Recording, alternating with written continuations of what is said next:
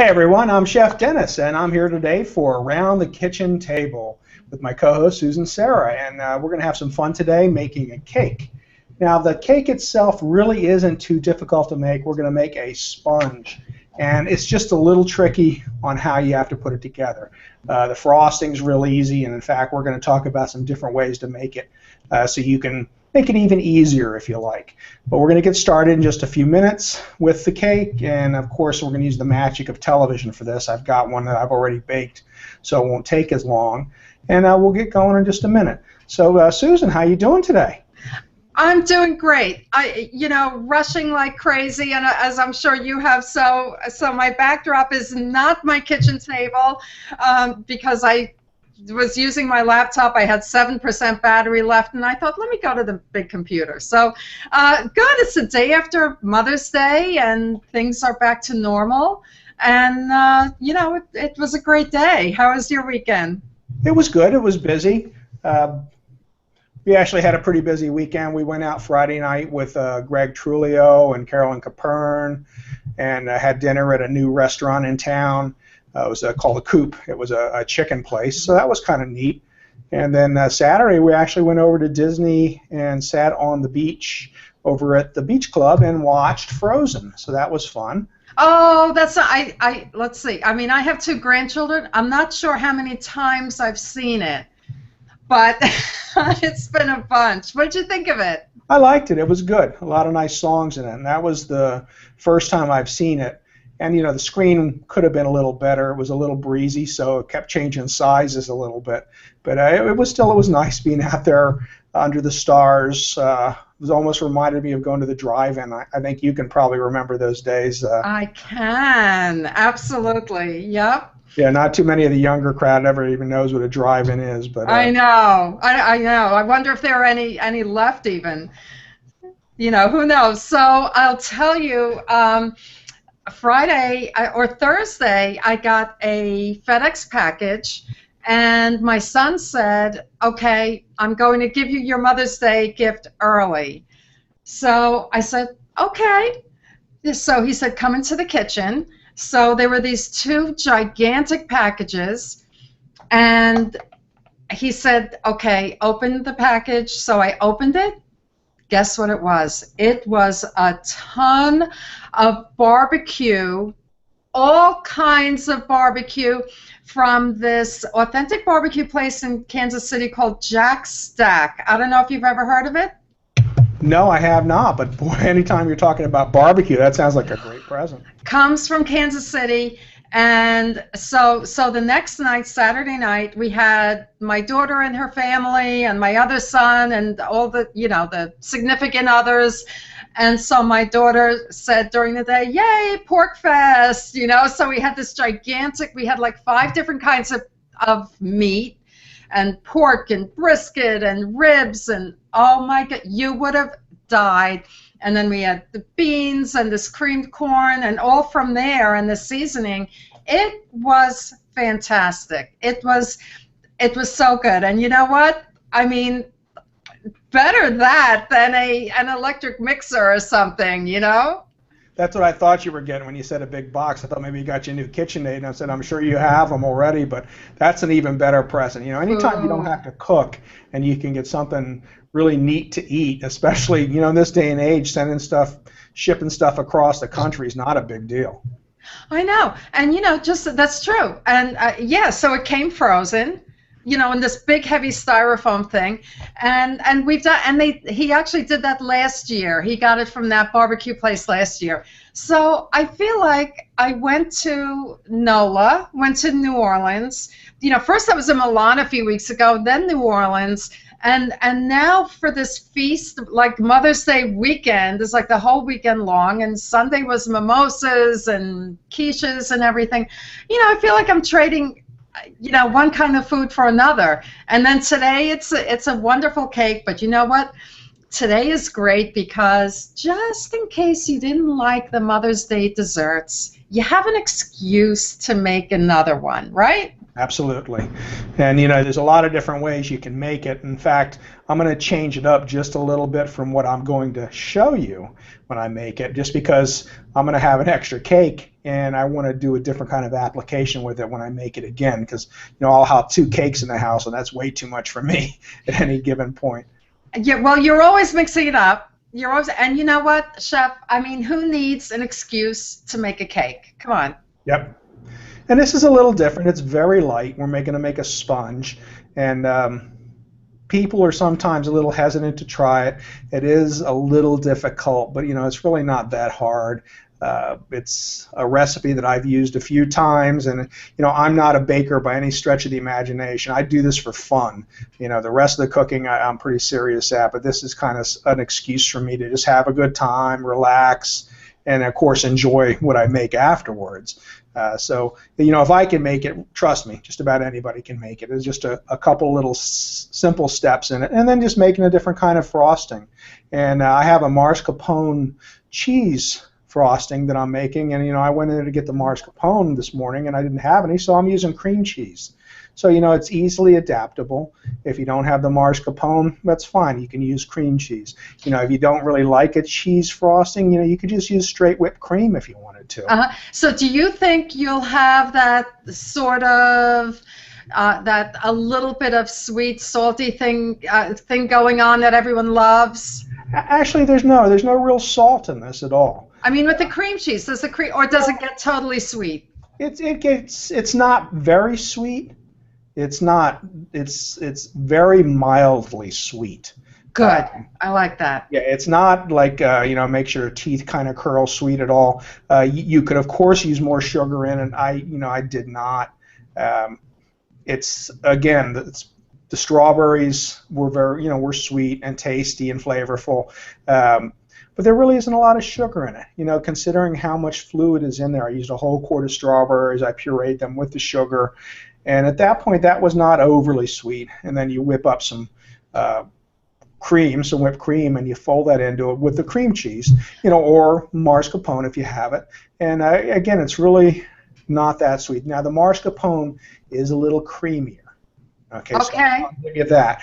Like the cream cheese, if you wanted to use a whipped cream cheese, it might be better. I did whip it up first. And you're not really going to get to see that step because it has to sit in the refrigerator for about a half an hour to an hour to really make this frosting firm enough so it'll do what it needs to do. Okay, so it's not overly sweet, no. And you have strawberries. Mm-hmm. So for me, I mean, that's almost a health food. Yeah, and I had made this once before, and I just used the frosting, which is almost, like if you want to say it's a fall mousse. It's a very simple way, to make a mousse without it really being as rich, not quite as fluffy and airy, but it's kind of almost that. You could serve it that if you wanted to, or you could freeze it and make a strawberry cream pie out of it.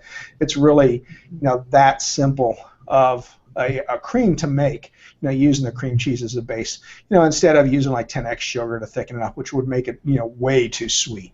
Wow. So, Okay. It's a nice way to make a little bit of a different, and you really don't get a whole lot of the tang. And, actually you could probably use Greek yogurt if you wanted to, because the final thickener is actually, the gelatin that you put in the whipped cream. That's what really holds it together and makes it thick enough to spread. I love that idea about Greek yogurt, and then it's that would probably lessen the sweetness down even more. Do you think? Well, I don't know if it would lessen it down, but it's definitely going to give it more of a tang. Oh, good. Oh, I like that. Okay, that makes me feel healthy. So let's get started. Okay, so we're going to get started, and I am going to show you the first step of this, and that's going to be to just. We're not really cooking the eggs as much as we're getting them to a point where they make them easier to whip. So I started warming up the water. I'm going to grab that. Oh, so is it a double boiler thing?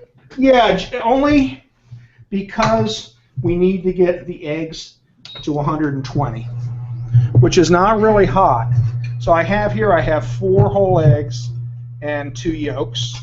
Okay, so you need a thermometer nearby. Yes, you do. Okay. Unless you have really good sense of temperature. And then into this, we're going to put in a cup of sugar.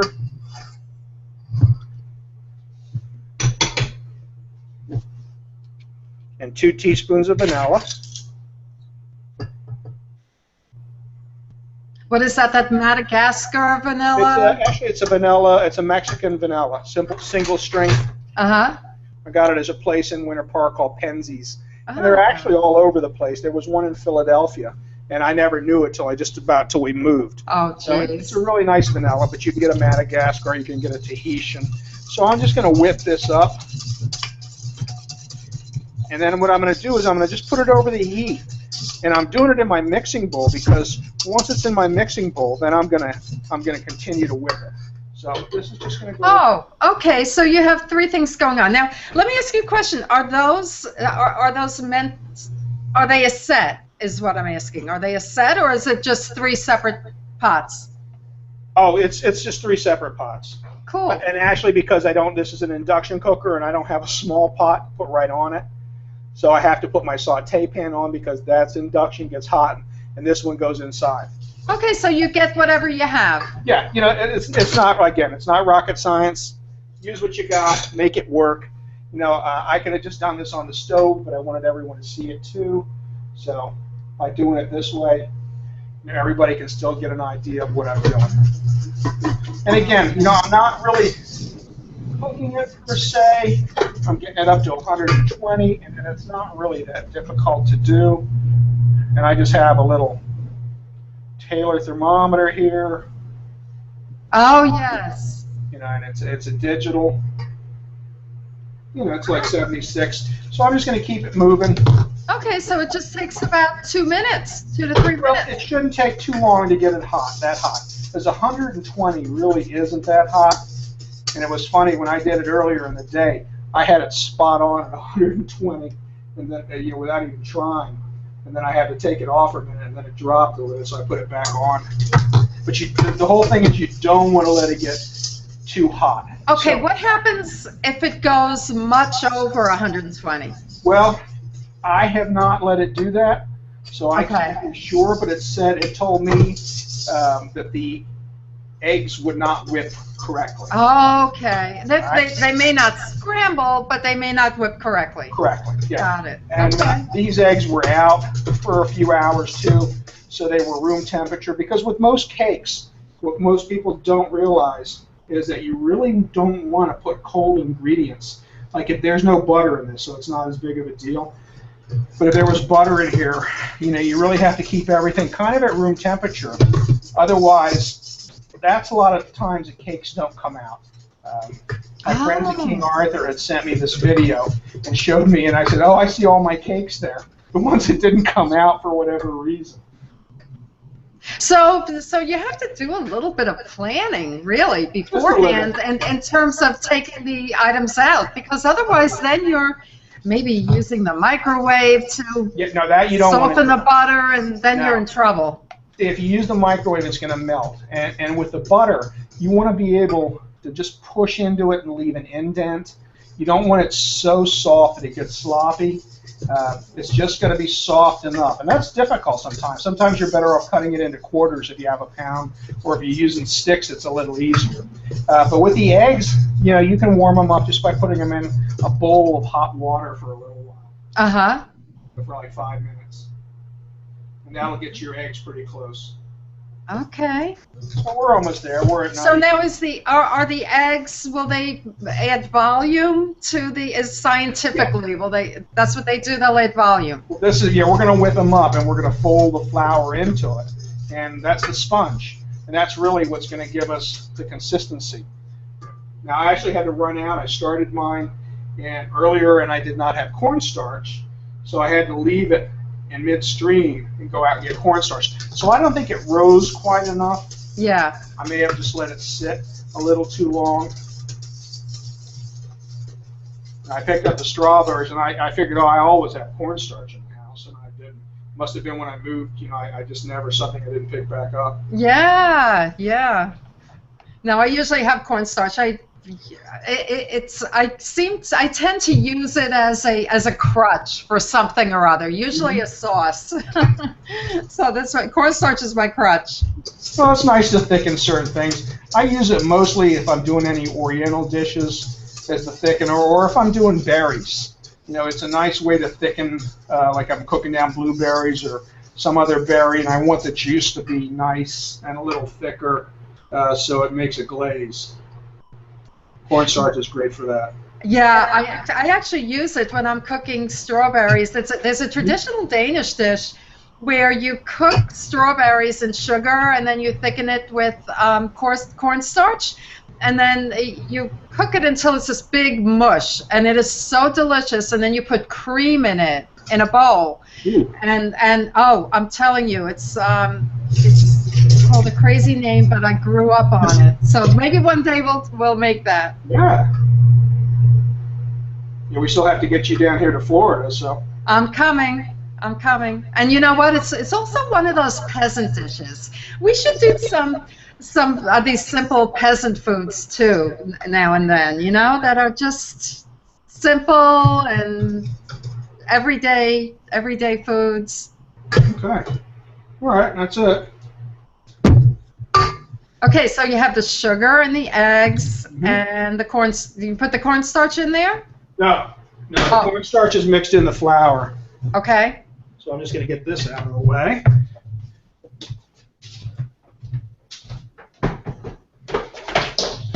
Yeah, the cornstarch, there's not a whole lot of flour in it, and the cornstarch is part. So, all right, so we have this. Okay, well that is easy enough. I mean, you stir it, you watch the temperature, and I'm going to kill my mic so you don't hear it. So you can, if you want to offer some tips while we're doing this, and I'm just going to beat it absolutely until it really thickens up. Okay. So we're going to also talk about ovens, and we have a special guest today that I didn't even mention on the thread. So our special guest is Julie McCrory. And Julie McCrory is a spokesperson for Miele. If you know Miele, the German appliance company, and of course they do wonderful appliances, high-end appliances, which are focused around cooking in a very, very intensive and deep way. And they make wonderful ovens. They make steam ovens. They make combination convection steam ovens. So Julie will be joining us, in about 20 minutes, I guess, and she'll tell us some of the features, and some of the features are so, easy, and it'll have many menu items on that you just sort of key in to the oven, and you can say, okay, I want to make this kind of roast or this kind of cake or casserole, and it will compute. It will give you the recipe, and it will compute the time for you, so you know exactly what to do. And of course, the design is beautiful. The design of Miele ovens, just gorgeous.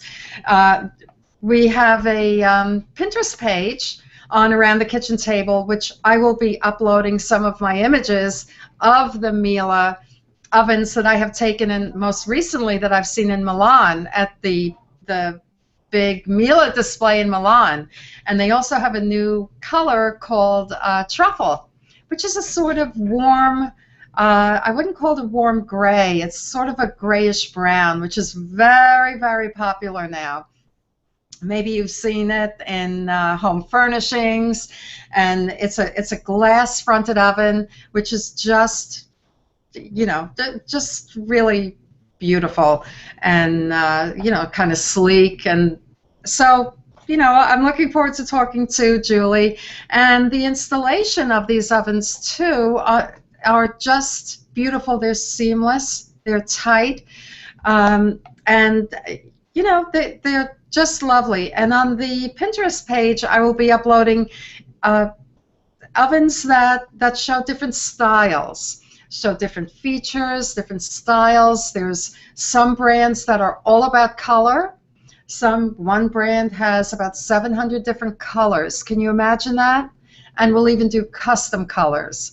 So that's dangerous for people who like trendy colors. I'm not so sure how that will go. You have to, hold back a little bit. But, if you love orange and you've always loved orange, then maybe you want an orange oven. Maybe you want to design your kitchen around an orange oven. So that would, that's something to see too. You back with us, Chef? No. Some of those new oven colors are beautiful. They really are. I've seen those in the European ones more than anything else. Yep. Yeah. Well, there's a couple of American brands, actually 2 American brands that have almost a million colors. So you're right. It's cool. Okay. So what I have here now is, I think you can see. Let me go to this camera again. Is you can see the eggs, and they're kind of thick. And what you want to do is be able to see, like if you do a line in it, that it doesn't go away completely. Okay. All right. So it forms, it stays, and then it starts to go. So what we're going to do with this then, I'm trying to... I would move it the other way, the opposite way. I know. Keep going, keep going. Okay. There we go. There we go. Great. There we go. Okay, good. So what I'm going to do now is I've got a mixture of flour and cornstarch. And what I didn't mention with the eggs was there just was a pinch of salt in it too. Okay. So what I'm going to do now is I'm using a little bit of a sifter, hand sifter here, and I'm just going to shake this flour and cornstarch mixture, and I stirred it up a little first. So I'm just going to sift this into it, and I'm going to do it about 1/3 at a time. So is that sort of a, it almost looks like a strainer. It's not the traditional kind of sifter? No, it's just a little strainer. It's just a little wire mesh strainer. Okay, that's easy, because I don't know how many of us, Chef, have our flour sifter, at the ready. Well, I have one. We do. This works just as well. And then, so now I have the flour. So what I want to do is just start folding it in. And it may look like it folds right in right away, and it really doesn't. And you have to check the bottom, because what happens is the flour tends to go towards the bottom magically by itself. Okay. And you want to just keep working it in as gently as possible. You do have to move it to get the flour mixed in, but these eggs are what's going to give the cake the spongy consistency, make a nice sponge cake. I've seen a lot of recipes where things are folded, ingredients are folded into other ingredients, and I may be mistaken, but no, I lost my train of thought. Oh yeah, can you fold too much? Yeah, because then you're going to break it. The idea with folding is to do it just enough to get the items incorporated. Uh-huh. Because otherwise you're losing all that work that we did to put air in there. Oh, okay. So you want to keep it fluffy, sort of. Yeah. Okay. That's what's going to build. That's what's really going to build a cake. Mm-hmm. Okay. So you need that spongy fluffing factor. And if you put it all in at once, it would just be a mess. You wouldn't get it in there really well.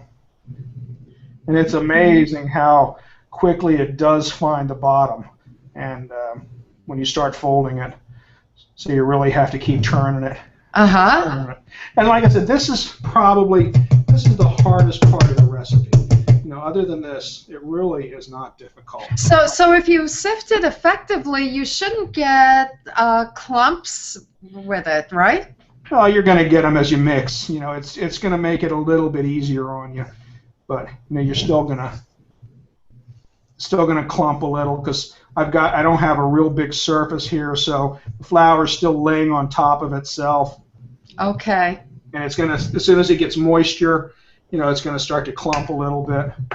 Well, that's actually a good question. The shape of the bowl, is that the optimal shape of the bowl, more narrow, or? No, I could use a wider mouth bowl. It's just that I'm transferring this into another bowl. This was the one that I heated the eggs in, whipped the eggs in. So for me, it's just a matter of, if you're really afraid that you want a bigger space, then by all means transfer them. Mm-hmm. You can see how that flour is still showing up. Yeah. You think it's all in, and then you go to the bottom and you see all kinds of flour in the bottom. I think we got it now. Okay. And stainless versus a porcelain bowl versus a plastic bowl. Well, I wouldn't use plastic, but Yeah. I mean, if you like porcelain and that's what you want to use, I just use stainless. I mean, I'm from kitchens, from professional kitchens. Sure. That's pretty much all we'd ever use. Yeah. So, you know, old habits die hard, and I like stainless. It cleans easy. You know, It sure it's does. very forgiving. I burn the hell out of some pans, and you know, I clean up. Yeah, I'm a soaker. I will soak, you know, whatever I have to soak, and then I worry about it later. So. All right, so that's in thirds. So now we're just going to finish this up. Now, okay, so you're kind of digging in deep and then going up and around, it seems. Yeah. Okay. And then I'm going down to the bottom just to make sure that it's not settling. There's a nice. And you just have to really kind of look around. You know, I could go in there with a whisk and whip it up, but then I think I would start to deflate it a little bit. Okay. You just want to try and be gentle. I think if you move it to your right just a bit, we'll see it a little bit more to your right. No. Oh, okay. Maybe then the other way. I get. Yeah. No. Oh, there we go. Perfect. I feel like, where's Waldo? I know. I was thinking right, left. That's perfect. I think what I need to do is put an X on the counter with some tape. Yeah, just like they do, you know, in the theater. Yeah. And that's where your bowls. Tell your bowls, go over here. Stand here and don't say anything. See, there's still there's more flour getting on the bottom again. So it's almost ready. Okay. I have just about all of it. Yeah, it looks delicious. It just looks. It's just a very, very light. Great. It's All right, so soft. Okay, so now what I'm going to do is I have my pans, and I'm actually going to do 3. Now, in the recipe I made, I did 2, and I'm going to split them. But what I'm going to show you how to do is if you have the extra pan, you know, you don't necessarily need to do that. Oh, so there's enough for 3. Well, wow. they're going to be thin layers. Yeah. And, I like that. That's nice. You know, because the star of this show is this luscious strawberry cream. Uh-huh. Okay. Right? The cake is a vehicle. And if we were in a restaurant, you know, a lot of it is about, you know, eye appeal. And fresh fruit. Uh-huh. Okay, so people think if they're getting more fresh fruit, you know, if they're getting not too sweet cream, you know, the cake is always the evil part. So if you're giving them less cake and in a sponge, you know, sometimes it's a little easier to take. So what I did was I have cake papers down. Cake papers. I don't think I've ever heard of cake papers. Well, you know, they're the little cut rounds, and they fit right in the pan. Uh-huh. So that way when they come out, they're really nice. Now the trick with these, with some cakes, like a lot of times cakes crown, and when I put the paper down, I buttered it first, so it's stuck a little bit, and it's easier to come out. But with these, what you want to do is you just want to kind of roll it a little bit. Okay. So all the surface is covered. Well, all the surface is covered, and I'm trying to get it closer to about where it's going to rise to. Oh, I see. Okay. You know, I'm going up a little higher on the pan. Uh-huh. I see. Oh, okay. By going up a little higher on the pan, it's supposed to stop it from crowning. Oh, you mean, now by crowning, do you mean the middle section of the cake? Yeah, where the middle section comes up so high. That's right. Okay, so this is supposed to be the deterrent for crowning. Right, so now that's a great tip. Never knew that. Good pro tip. Another one had said that told me to take my finger and go around it, and that never seemed to work. But this actually worked on the first set, so. Oh, good. Yep. So, and these, like I said, these aren't going to be really thick layers, but I'm going to do, you know, since I have a strawberry one for today, we have some amazing fresh peaches in Florida. Oh. And I never even knew Florida grew peaches. They're about the size of a plum, but they're really, really good. So if I can get a hold of enough peaches, I thought I would try another one with a peach filling instead. Oh, yeah, that sounds great. Who knew? I thought Georgia had peaches. Yeah, well, New Jersey has great peaches, and I miss them. I'm going to miss them because they're huge and they're so sweet and juicy. Yeah, I think we have them in Long Island. I think we have them for 2 weeks, and that's it. Yeah, you know, Florida's might be just about done too, unfortunately, because they've been out about 2 weeks. Uh-huh. But I'm going to try and see if I can find some more and do something with them. Oh, yeah, I mean, you could even do like a strawberry rhubarb. What about something like that? You do anything you like. I mean, this is a really easy cake. Raspberries and peaches. Yep. Nice. Blueberries. You know, any really nice berry or anything along those lines, or a stone fruit would be wonderful. Uh-huh. And I love the thin layers. It's sort of elegant. It's actually very elegant. And it makes you think you're not eating as much cake because it's so thin. Well, there's going to be a lot of cream, so at first it's going to look good, and then it's after, you know, besides looking really good, it's going to have a really good flavor to it. It's not going to be overly sweet or anything. So I'm going to get these in the oven, and then we're going to start assembly. Okay. And here we have with... I'm sorry? Here we have with us Julie McCrary. And hello. Hi, and spokesperson for Mila, and you're going to tell us all about the ovens. And we're still in the process of making the cakes. And it looks delicious. Yeah, just it's a beautiful technique. And so, Chef, what are we doing next? Well, now we're going to start assembly. Okay. We're going to start doing the assembly, so up a little as I go. Now, for the assembly, did you have 3 layers this time too? You just did 3 layers earlier? No, actually I just did 2. Okay. And I'm going to make it a little different, so I'm going to show you how I did that. Okay. I'm patiently waiting for the strawberries. But for this one... And Chef, you've also developed technologies to weaken taste, correct? I wish. So I've got a serrated knife, and I'm going to split this layer. Okay. Now you'll notice I don't go all the way through. I'm cutting about halfway through, and I'm turning it as I go. That's precision. Precision. If you try, and then I'll finish up. Because if you try to just cut right through, I don't know about you, but with me, it would be all uneven and just really a mess. Yeah. Well, look at that. That's perfect. There's not even a little bunch in the center. All right. So that's one layer. And like I said, these are going to be very thin. This did not rise quite as much as I would have liked it to. But, you know, I'm showing you what reality is and that you can still have a wonderful cake.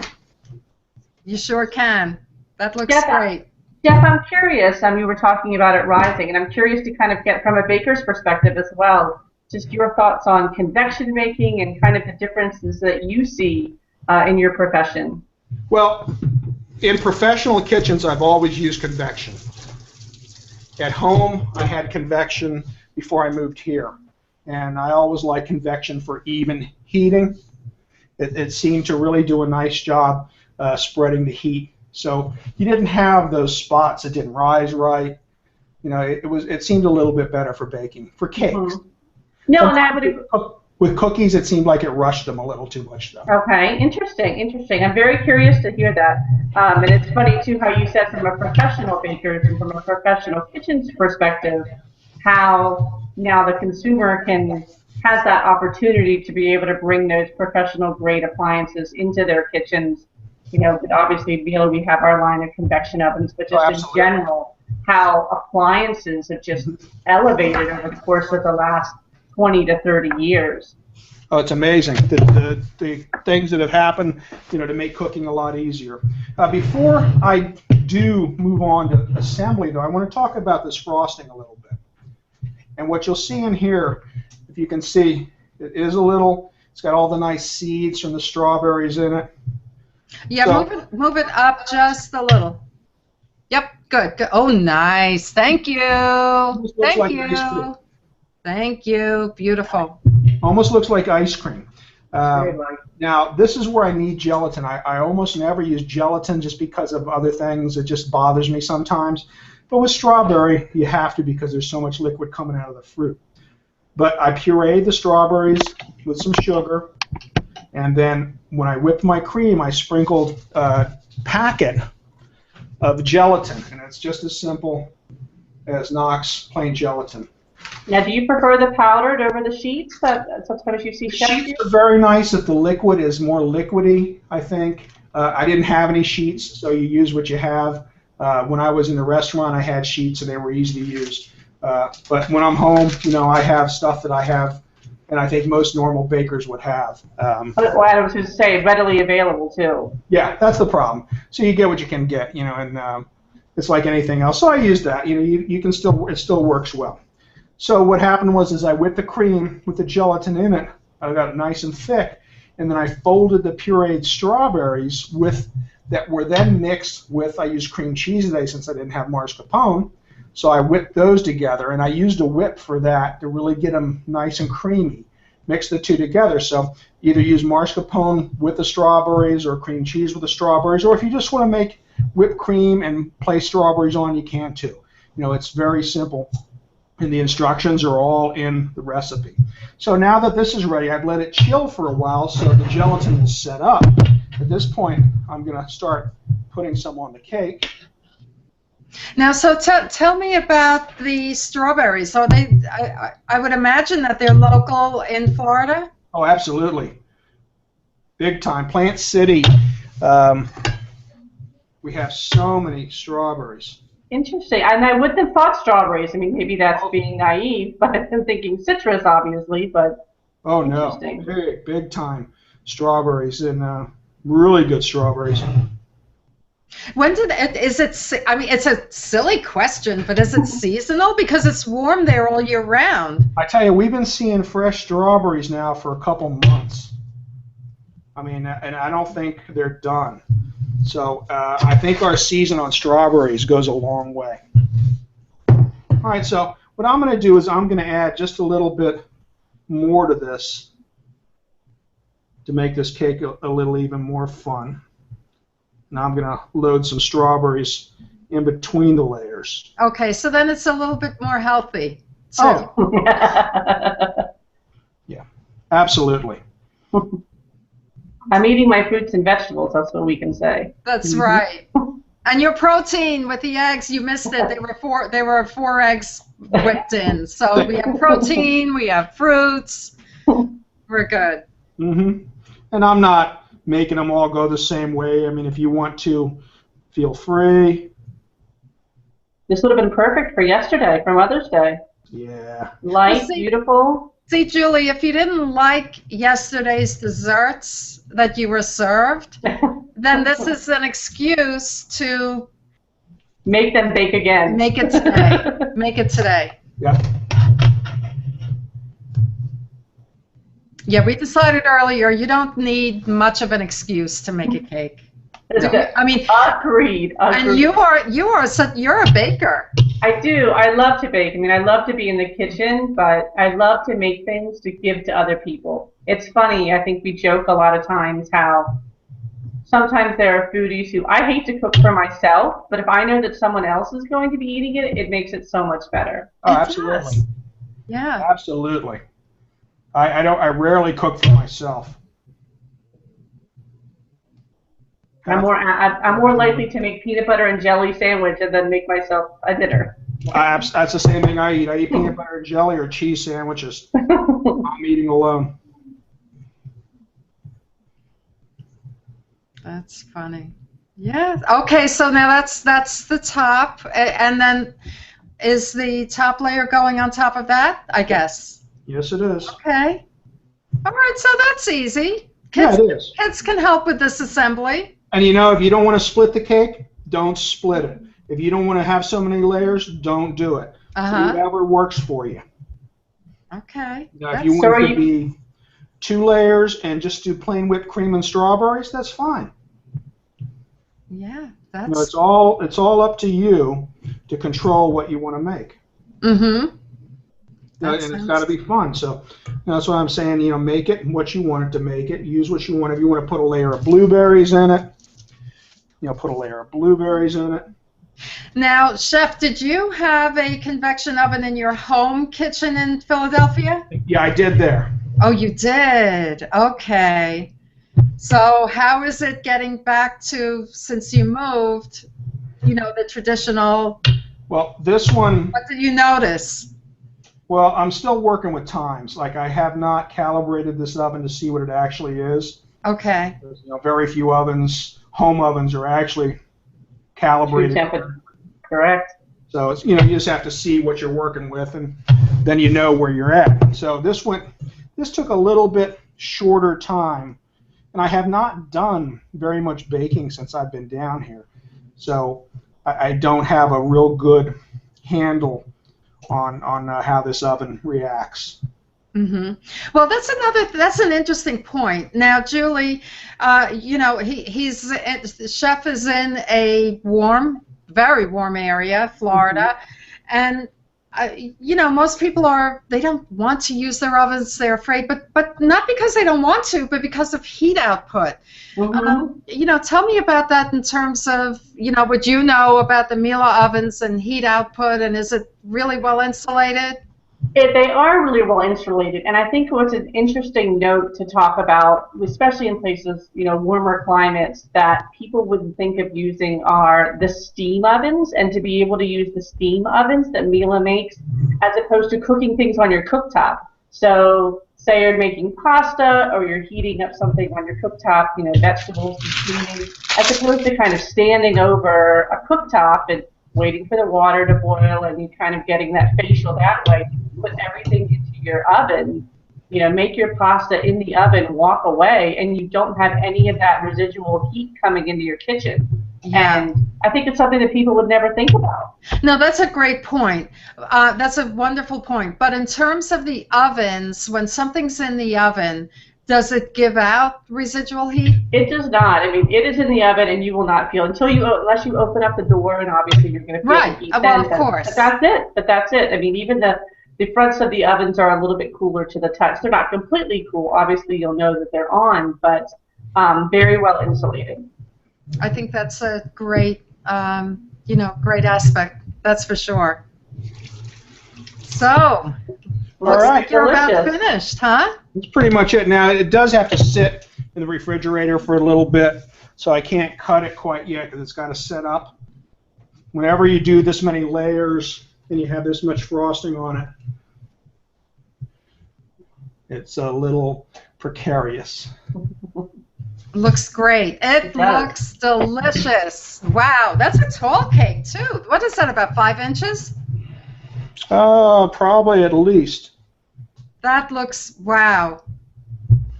That looks great. Now, would you put strawberries on top? Yes, I will. You will? Okay. All right, that's great.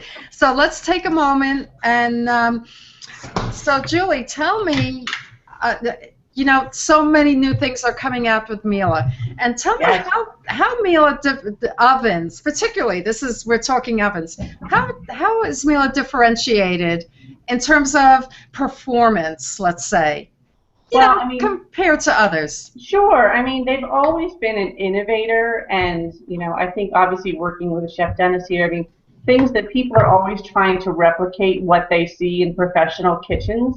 And that's one of the things that Miele's always prided themselves on, is really being able to help make you a better chef.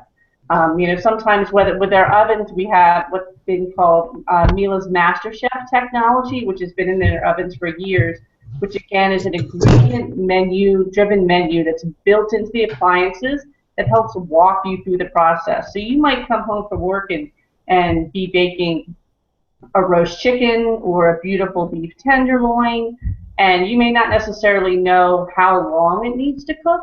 Well, the oven will it'll tell you how to do it. It'll walk you through the process so that you get those perfect results. But I think what chef will find really interesting, and a lot of professional bakers especially, have been two things that Miele has come out with. One was most recently, as Susan, you saw this past fall when we were in Seattle, was their new combi steam ovens, which is incorporating a steam oven and a convection oven. And what it does is it almost makes the ultimate proofing box. So people who are baking breads and baking different types of baguettes and rolls and brioche can have that beautiful, moist environment. Because I think there's a misconception about how steam can be best utilized with cooking. It's not just for making... Yes, yeah, and I'd like to talk about that in a moment, but look at this finished product. It looks delicious. Chef, this is just delectable. Wow. 1, 2, 3, 4 layers, four layers of, and look, they're so thin it makes you feel like you're not even eating cake. And you have the cheese, the cream cheese, so you don't feel like you're eating a ton of sugar. So I think the icing looks so light. It does. It looks really light. I was surprised it does look light. There was a cheese in there, like a cream cheese base, because it looks very light and airy. Yeah, that looks wonderful. And is the cream, is that sort of a tinted pink? That is a tinted pink because of the strawberries. Chef, do you hear me? Uh-oh. Yes, I do. I hear you. Okay, all right. I had myself muted. Yep. So this looks wonderful. No, it looks beautiful. That just looks wonderful. So, yeah, can you turn it around for us a little bit? Mm-hmm. So you can have the dripping cream, or it can be, all together, or however you want. It looks terrific. It really looks great. Yep, beautiful. Add a little strawberry for the top. Yeah, I see that, and you cut that beautifully. So that just is going to sit right on the top. Uh-huh. Just for decoration. Now you could serve this with more strawberries. And if they start to look like they're oozing out, just push them back a little till everything sets up. But it's holding pretty good. And I kind of like how it maybe not look perfect, but the cream's just coming down and dripping a little bit. Kind of adds to the rustic beauty. It absolutely does. Absolutely. It looks like a casual, come on, sit down, get a cup of coffee kind of cake. And it looks light and airy and just beautiful. Yeah, that reminds me of my grandmother, like something, a wonderful, that heartwarming homemade dessert that your grandmother would bring out on a Sunday picnic or dinner at her house. So it looks delicious. Yeah. So, Julie, I want to get back with you again. So tell me, we began to talk about steam convection. Chef, have you used, steam in conjunction with convection? That's a new technology for Miele. No, I have not. I use steamers quite a lot, but I've never had steam convection. I have seen it coming out, but I've never had it in any of the kitchens I've worked in or at home. Okay, so Julie, tell me, do I have to wonder how much steam to put in and for what types of foods, or get anxiety about that? No anxiety at all. No, it's and a lot of people, the first question people ask is if there's steam that's being used in an oven, well, then it has to be plumbed or hooked up to a water source, and it doesn't. And you're using water out of your tap to create steam, to create a moist environment. And as I was saying earlier, I think there's this misconception of why you would even use steam. But you can use steam for baking. I mean, you could use steam just in a regular steam oven, making quick breads, making like molten lava cakes, anything where you really want that moist, dense consistency. Bread puddings, perfect. Applications where you would need to use typically in a regular oven, like a bain-marie, where you would put a water bath. You don't need to do that. And then with the new convection, with what we call the combi steam ovens, you have a application where the oven will actually almost set it and forget it. So if you wanted to make a brioche or a sourdough bread, it would literally walk you through the steps of letting you know how much steam, how much moisture you needed to help the dough to rise as it was proofing.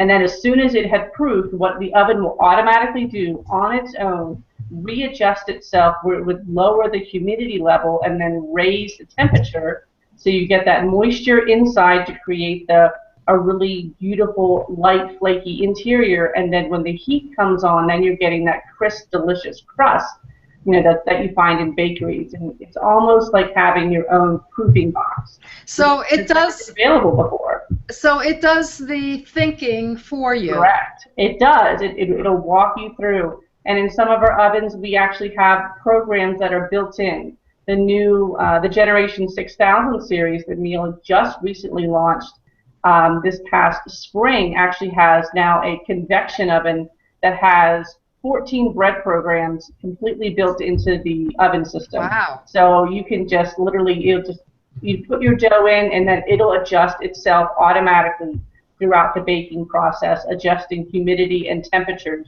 to give you that perfect result. So it's amazing how innovation and technology has come, all these years. It is just amazing. It really is. And you're coming up with new colors and we are, yes. You know what I like about Miele, and I want to get to the comments in just a moment because we have comments on the comment stream.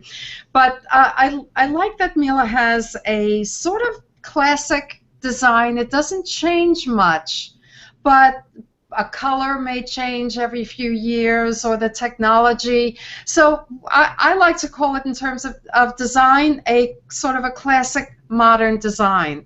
Correct. It's definitely about clean lines. You're never going to see something that's completely different from Miele. It definitely stays within a certain design aspect. But the recent introduction of colors, which last year Miele introduced the Brilliant White, which has been a huge success here in the United States, which is actually a white glass, was hugely successful. And then just most recently now we're launching our Truffle Brown, which is going over gangbusters. People are again, it's a brown glass, so it's different than what I think most people like, which we think looks beautiful with kind of grayish cabinetry and yes, I'm going to upload. I'm going to upload some images to the Around the Table Pinterest page, and I also recently saw it in Milan. And the handles of the ovens, there are so many different finished handles. There are. They just look so sophisticated. So there are. So Julie, we have a couple of more things to do here, so I want to thank you, and hang in there with us, and we're almost done with the show, but I want to thank you so much for your insight, and and come to the does Miele make a induction top stove? We have a cooktop. We do make induction cooktops. They have not come out yet with a range yet, but they do have an induction cooktops, yes. Okay. Yeah, so, lots of good things coming from Miele, and like I said, go to our Pinterest page, and I'll be uploading, hopefully this afternoon, some beautiful pictures right off the show floor, brand new, beautiful to look at. So we have a couple of comments, Chef, and first we have a comment from Coach G. Moore, and he's asking me, is that barbecue from Overland Park? Julie, the barbecue was what I got from my son, 2 tremendous boxes of barbecue from Kansas City. Well, can I tell you, I know exactly where Overland Park is. I have been there, and my brother lives in Kansas City, so I am a Kansas City barbecue fan. Oh, my goodness. Do you know where it came from? Do you know Jack Stack? I do not. I've been to, I'm trying to think now where we have eaten most recently. I have to ask my brother, though, because he lives down in the plaza in Kansas City. So okay, I live in Overland Park, so I'll have to ask him. Yeah, that was my Mother's Day present for my son from Jack Stack Barbecue, flown in from FedEx. So thank you for that, Coach. And now, of course, from our good friend Nazim Beltran, always adding an Italian touch, mascarpone in the cream. So that's something, Chef, that It's part of the recipe. Yep, and like I said, if you don't want to use that or can't get it, you can always use cream cheese, either one. Or like we talked about earlier, even some Greek yogurt might work for you. Mm-hmm. And from Kristen Drysdale, I just checked in and I'm exhausted. Are we cooking or exercising? And Julie, you missed Chef. He was whipping this and whipping that and stirring this and folding that. How about it, Chef? You got to work out? Yeah, well, not quite. I still got to go do a little bit more later. Did you manually whisk your egg whites, or were you? Well, I whisked the eggs for a while, and then all the folding was really gets quite tedious. So that can take a little bit of strength, and you have to watch it. You don't start mixing it too fast just to get it over with. So, but you should have been on the tiramisu one. That was all done by hand for about 10 one of my favorites. Yeah, that was done. And a comment from Zara Altair: convection baking, lower heat, and possibly shorten time. It is even and makes baking fantastic. And I've always had a convection oven. I fully agree. I've never cooked with anything other than convection. You're lucky, Susan. I will say you are very lucky to say that. I don't think many people can, but Zara is correct. I mean, that's where you're getting that consistent heat all the way around. Yep. 4 trays of cookies all in the oven at one time. You don't have to move trays around and rotate and electric convection is really better than gas convection, I think, too. So that's when having an electric stove isn't a bad thing. Unless you've got dual fuel. Yep. And we have another one from Zara Altair. Now, Chef, what do you think about this? You can also use dental floss. What do you think? You can use dental floss to cut thin layers. That's absolutely true. Wow. But I'm not coordinated enough to do it, so I use my hand on it, because then you got to use 2 hands to cut it with, and it would be just as bad as me cutting straight through. So. True. I've also seen skewers before. Have you ever used skewers to kind of put in skewers to use as a guide? Because I don't have as steady as a hand as you do. Yep. Well, that's why I only go halfway around at a time, because I can pretty much see what half is if I'm turning it and turning it. But if I'm going straight through, it'll end up looking like the Leaning Tower of Pisa. Oh yeah, me too. Me too. So, Chef, I think we're at the end of our show today. Mm-hmm. And what a great show it was, and delectable, and I've given you many excuses to make this dish, so. Well, I'm glad we got to finally make the cake today, and I thank everybody for coming. And Julie, thank you so much for being in here today. Well, thank you for having me. It was my pleasure, and I mean, your recipes look amazing, so I'm anxious to try them out in one of our Mila kitchens. Sounds good. Okay, bye-bye, everybody. We'll see you next time. Bye-bye.